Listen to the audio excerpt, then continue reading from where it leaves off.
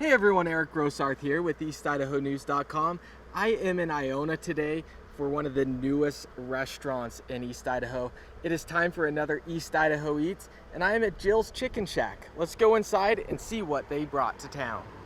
Can you tell me a little bit about how you opened Jill's Chicken Shack? We have been kicking around the idea of a restaurant for a really long time, and we've talked about a lot of different things, and we're foodies, we love to eat, and we went to the south on a little vacation, the two of us, and we had some fried chicken that was pretty good, and then we remembered how much we love fried chicken in the south from when we lived down there, and so we started trying to make fried chicken just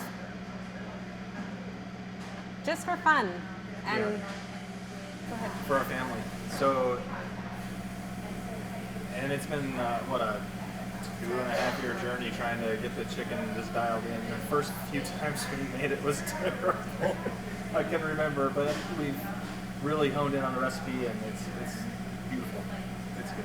And Iona is kind of a different place to open a restaurant. We're really close to Ammon and Idaho Falls, but there's not much here. Was that something that you were really excited about, to bring that to this community? 100% excited to be part of this community. Like, Iona is, you're right, it's like attached now to Idaho Falls and to Ammon. The growth is just insane. But this is really just like a sleeper community. It's just a nice little area where you can be a part, and everybody knows everybody out here. And they're all good people. So we wanted to be a part of that. We wanted to bring that here and let them be a part of this as well. So. And we want it to be a destination. You know, there are some other restaurants in the area that are a destination. They're not right in town, and they seem to be pretty popular, and we want that. So we're advertising in ways that will draw people not just from Iona and not just from Idaho Falls, but also from the outlying communities. And we want people to come check us out. There's some nostalgia. This building was a restaurant for a long time. It operated as Ernie's. If you grew up in this area, if you know this area at all, you knew Ernie's. And Ernie's was good. It was a hamburger joint. They had prime rib. It was good food, and it was cheap good food. And so it had a real good following. And so there's been some disappointment that it's not Ernie's anymore.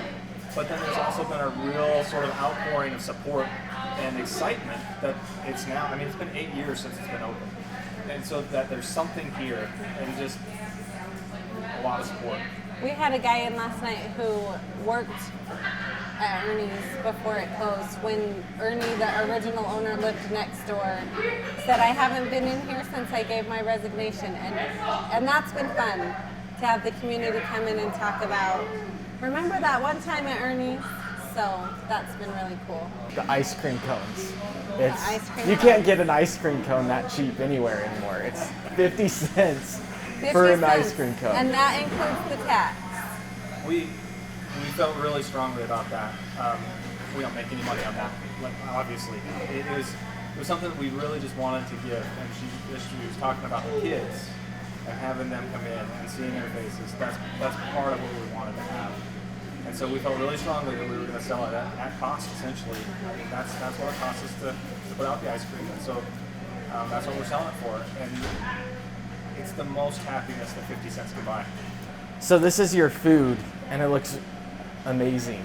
Thank you. And like you said, these are family recipes, but we got to come here. We start here. Chicken's in the name. Yep. So tell me, so you work on this chicken, you said hours. It's not a 10-minute in the fryer. It's a 5 to 6 hour process to get it to where it is. So usually when that's happening, there's a brining that takes place.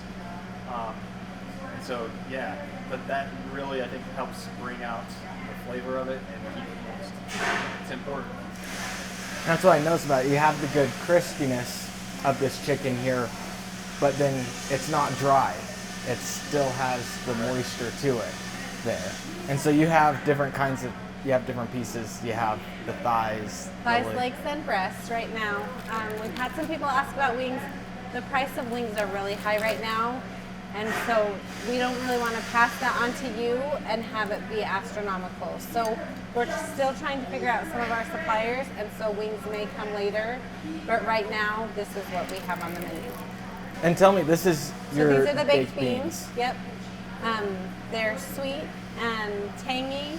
They have a lot of bacon in them, which I think is important when you have a baked bean. And this, like you said, everything in there, sweet and tangy. And by far some of the best baked beans I've ever had. Thank you. So it's wonderful to have all of this here. And we talked a little bit about this. This is the raspberry whipple. raspberry whipple. Yep. And this is named after a family member, Yep. I assume. My sister's recipe. So sister recipe, and she said, hey, come bring it to your restaurant. So we used it for the pop-up, and then I called her and said, it was a hit, can I use your recipe? And she said yes. And I'm So sure her that's kids- exciting for Her her. kids love to come in and order the recipe that is named after them. As I can tell, there's actual raspberries in this recipe Yeah. there, which is a great thing to have. It's not just in there. And then this here, tell me a little bit about That's the this. coleslaw, and it is a vinaigrette-based coleslaw, so it doesn't have a creamy dressing. It has some bell peppers in it, and it has some sweet onions in it. And then the last thing, of course, The potato salad. the potato salad. Yep. And it's not your grandma's. Not your grandma's potato salad, but it is my grandma's potato salad. It's your grandma's Yep. potato salad that I'm sure you've had for years. Yeah. That you remember. My whole life, I've been eating this potato salad.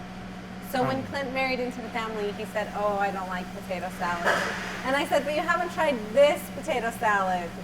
And see, it was true. That's the same thing here. I don't like potato salad, but this is something I could eat Right. coming in here. It's something that's different. I'm sure people that are used to potato salad will still love this as well. Well, again, thank you so much for bringing me down here and letting me try your food. It's We're so wonderful. grateful you came.